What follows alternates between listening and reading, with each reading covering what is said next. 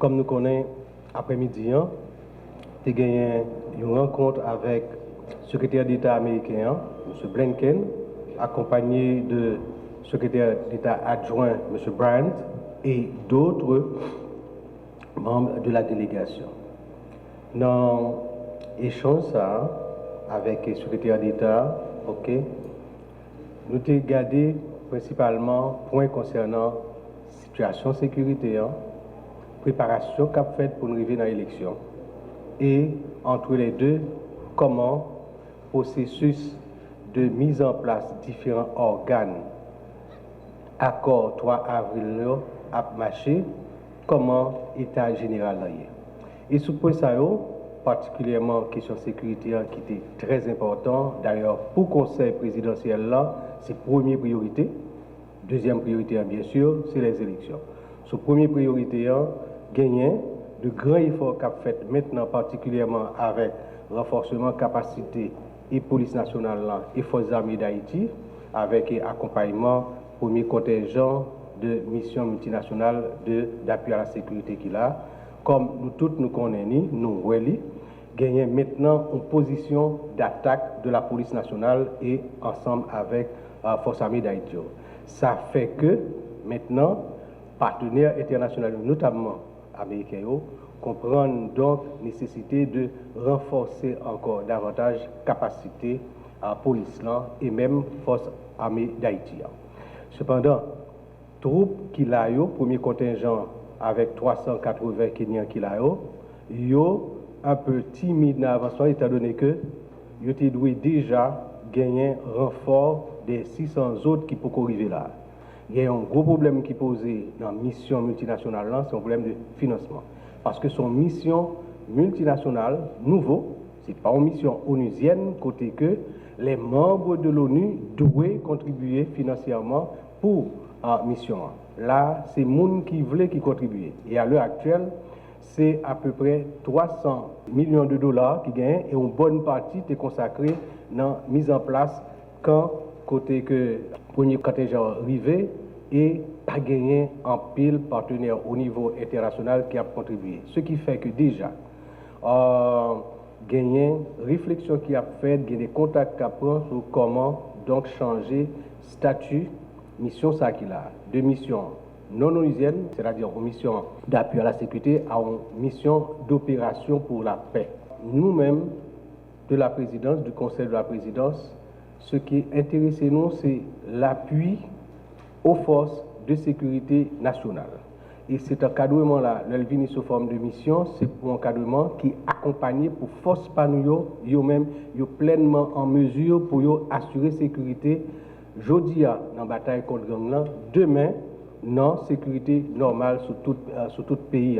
Et c'est peut-être ça, nous clairement partagé avec le secrétaire d'État que si statut mission a changé, c'est une bonne chose dans la mesure à gagner financement d'Adila obligatoire des membres de l'ONU, mais pour nous-mêmes, c'est quelque chose qui doit inscrire dans un délai limité de manière à ce que nous réglions les questions par rapport à Gagnon et après, c'est force police, force l'armée d'Haïti qui assure la sécurité en dehors de tout appui.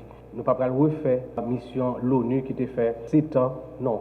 Nous avons une mission bien limitée qui renforce les polices et ça. Ça, c'était sur question sécuritaire.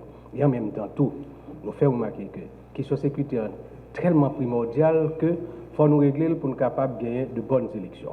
Par rapport à l'élection, premier bagage, c'est la mise en place du CEP.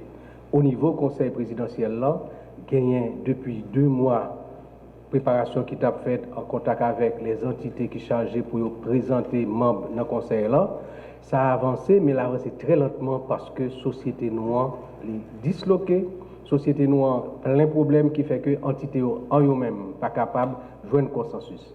À l'exception, au tout début de la conférence épiscopale, de l'association des journalistes avec SOS journalistes qui étaient rapidement désignés leur temps. Ensuite, l'université, mais entre-temps, objectif nous quitter à la fin du mois d'août pour nous présenter, nous pas atteindre, mais entre-temps, avec concertation, avec détermination, membres conseil présidentiel, bon côté entité SAO, nous arrivons à 7 entités qui choisissent représentants.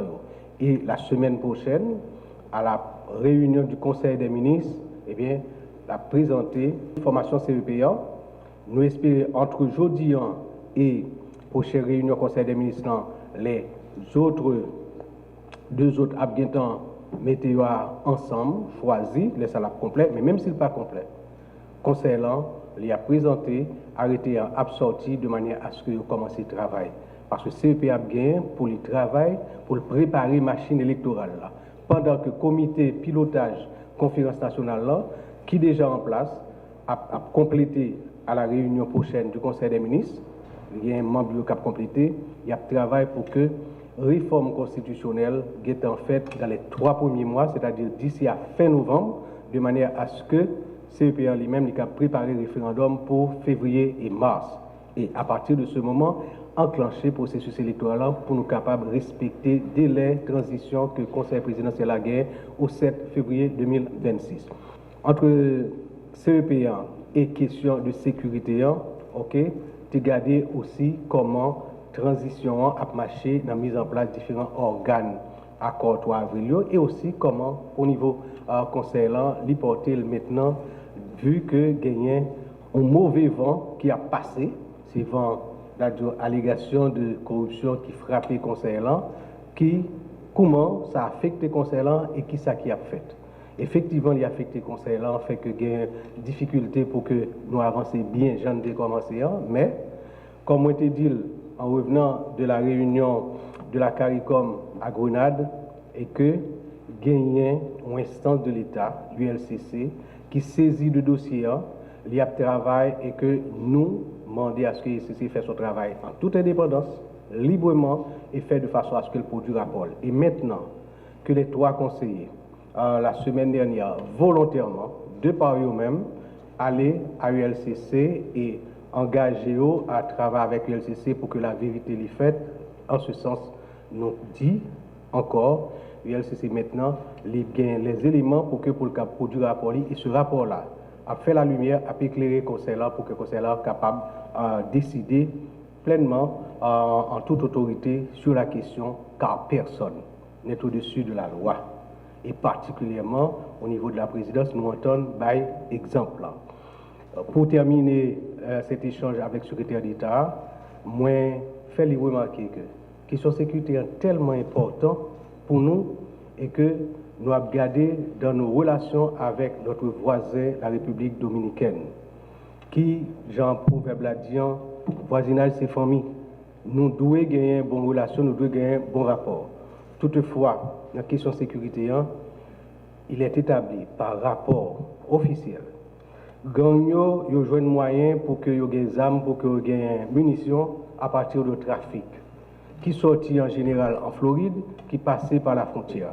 Alors nous demandons au secrétaire d'État pour qu'avec le gouvernement américain, pour y intervenir de manière à faire en sorte que le trafic ça, il campé, et là ça, même si y a des armes, sans munitions, eh bien, il y a un bout de fer dans la main.